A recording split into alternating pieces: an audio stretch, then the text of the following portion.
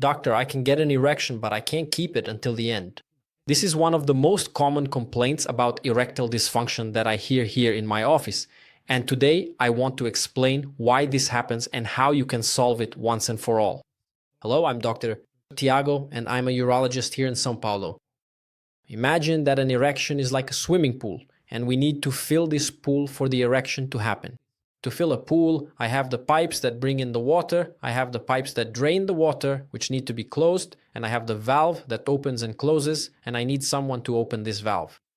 The big difference is that the erections valve is like those faucets in shopping malls. You know, the ones where you press a little, it opens a bit, water comes out, and then it closes automatically. That's more or less what happens during an erection. We get a stimulus, but if that stimulus doesn't stay present, if the substance that opens the valve, that causes vasodilation, doesn't remain there, it's as if the valve closes. And now I'm going to tell you about 4 pillars for how we can keep that valve open and make sure that pool fills up and stays full. There's no point in filling it up if it empties before it's time. And so we come to the first pillar, which is physical activity. I know you've probably heard it before. You're tired of hearing that you need to exercise, but I'm going to explain it to you so you can understand it quickly and simply.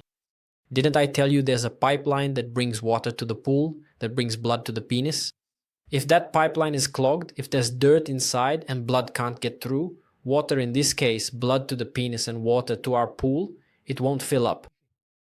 If 50 or 60% of that pipe is blocked, no matter how much you open the valve, you'll just get a trickle of water and the pool's drainage will take the water away and you won't be able to fill your pool. Or it might even fill up, but it can't stay full. So, when we exercise, we help clean out that pipeline, clearing away the dirt inside, which is the buildup of fat, those plaques we call atherosclerosis.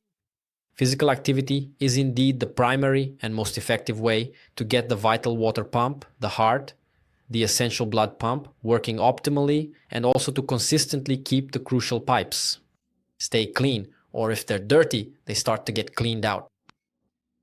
This isn't just talk, okay? There are studies showing that in patients with erectile dysfunction, a group of people was selected, half of the men did physical activity and the other half did not. After 6 to 12 months, they reassessed, and the group that did physical activity showed an improvement of more than 50% in their condition, erection. In fact, among the more severe patients, the response was even better. Doctor, which physical activity is best? For cleaning out your pipes and maintaining the pump, that is, your heart, aerobic physical activity like running, cycling, swimming, anything that makes you sweat and gets your heart beating faster is the best option. So, practice physical activity to keep your pipes clean and make sure you can keep your pool full. Second pillar, sleep. Sleep is non-negotiable. It's during sleep that the cascade of hormonal regulation happens so your testosterone can be produced. During sleep, regulatory mechanisms take place to make the cleaning of those pipes more effective when you engage in physical activity.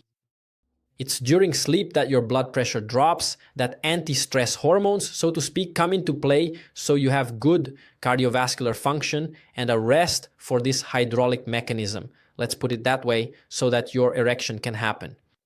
People who sleep little have a higher incidence of obesity, a higher incidence of erectile dysfunction, and a higher incidence of low testosterone.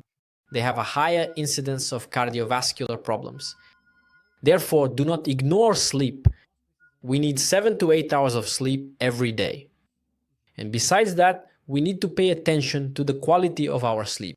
Nowadays, with the increase in obesity and overweight, we very frequently see a sleep problem called sleep apnea. What is that? When we sleep, we have a relaxation of these muscles here, and this relaxation causes the airway to close, and so you don't die, obviously, because you would stop breathing, your body wakes you up. And then there are patients who have micro-awakenings during the night, which the person often doesn't notice, but the quality of their sleep is terrible. And then you don't get any rest and are subject to all those risk factors I just mentioned to you. What is the main sign you should look for to know if you have sleep apnea or not? If you snore a lot. This is one of the main factors we need to analyze. If your wife complains that you snore, if you feel tired during the day, wake up tired, seek medical attention. Comment down below. I want to know how your sleep quality is. Bad routines, exposure to light at night, waking up, different schedules, all of that gets in the way. Comment down below. I want to know.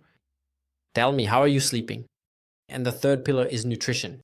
The main compound that opens that valve to let blood into the penis is nitric oxide. And our body produces nitric oxide. But this production doesn't come from the air. We need the substance, the raw material, so that our body can produce nitric oxide.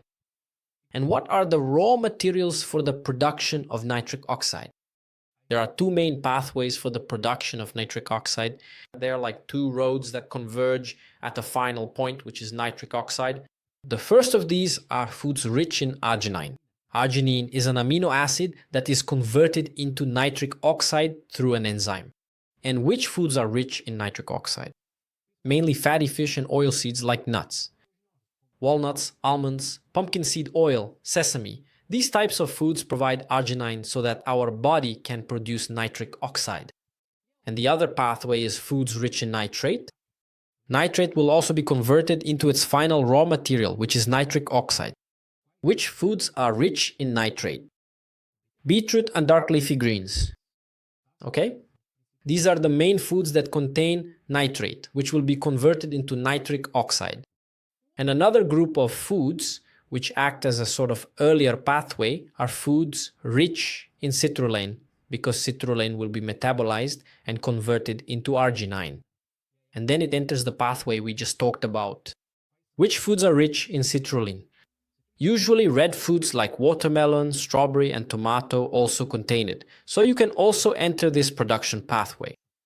Notice that I didn't mention meat, I didn't mention pasta, I didn't mention any processed products.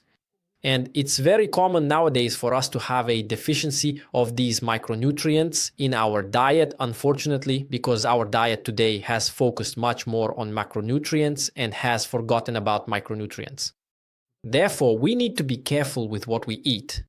So, make sure to include vegetables, greens, and fruits every day, so you provide raw materials for your body to produce nitric oxide, which is the compound that will allow you to go there and open and keep this channel open.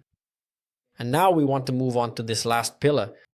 But before that, I know this topic is very complex, so I'm going to leave a manual I prepared for you with a step-by-step guide to everything we're talking about here, right below in the link in this video's description.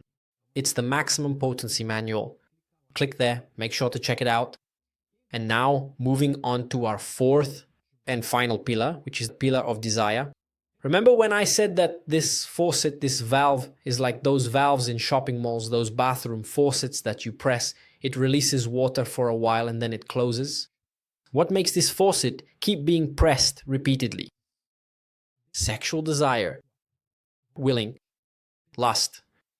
Without this, there is no nitric oxide in the mix. And that's where I now come to a question that I've already brought this up in some previous videos, but we're going to go deeper into it here in this video. Are you really feeling the desire to have sex? Because if during foreplay at the beginning of an encounter you're able to get an erection, it means the water is coming in. But why isn't the faucet staying open?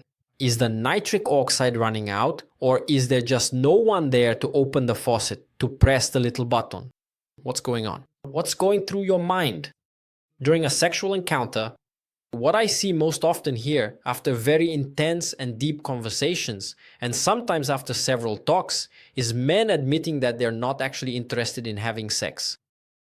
Whether it's because the relationship is going badly, because of daily work stress, because they're consuming pornography, or because they're looking at photos and videos that make this man's pleasure threshold shift to something else. And then people say, doctor, but I love my wife, I love my partner. No one is saying you don't. But love and desire are completely different things. And the male brain especially likes novelty. So what I often advise is try to change things up. Seek out environments that strengthen the couple's relationship. Do some deep reflection. Do I really want to be having this relationship? Do I feel like it? Do I have desire? Or am I just here to fulfill my role? because I have to have sexual desire? That's a question you need to ask yourself. Many times, patients who can't maintain an erection simply didn't want to be there. I'm not saying that's your case. I'm saying we need to put that on the radar. This, like the other three pillars, is also something very important to analyze. Without desire, the tap shuts off and the erection goes away. And then it turns into an anxiety cycle, a million things going on in a man's head that seem to put up even more barriers to opening that tap. So if it didn't work, if you can't last until the end, physical activity, sleep, diet, are those okay? You're going to need to stop and look at this pillar. Was I really there? Was I really enjoying that moment? Or was I more worried about my erection? Or was I more worried about my performance? Was I worried about work? Was I worried about the bill I had to pay the next day? Was I worried about my finances? Was I worried about the car that was broken? What was going through your mind when the erection went away? That's what you need to pay attention to. Were you really present in that moment? Because nowadays we're in one place but thinking about another, right? So, my friend, I hope this video helps you reflect so you can change, improve, and regain your potency. Other than that, I'm Dr. Tiago. I hope this video was helpful for you. Don't forget to like it, subscribe to the channel, and I'll see you in the next video.